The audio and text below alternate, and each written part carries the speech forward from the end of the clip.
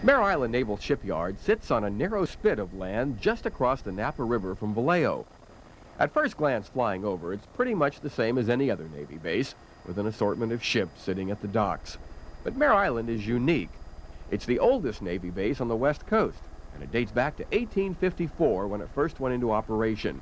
It was under the command of David Farragut, who later became a Union Navy hero in the Civil War. Much of the island's past history has been preserved. Captain's Row houses senior officers, and these beautiful Victorian-style houses date back to the turn of the century.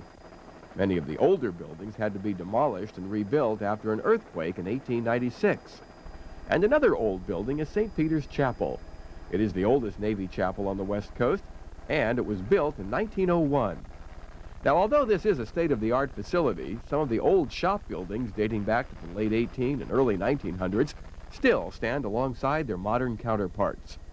The main business here was shipbuilding. This structure is where that took place. The ships were constructed on giant sloping tracks, and when complete would slide down the ways, as they're called, into the water. The last vessel to slide down was the nuclear submarine USS Drum in the early 70s. Now the order of the day is repair, and the giant dry docks make this a very busy place. It's a strange sight to see a giant nuclear submarine sitting high and dry, and even stranger to see two of them sitting side by side. But these dry docks are huge. They can handle them. Over Mare Island, this is Dan Shively in Live Copter 3.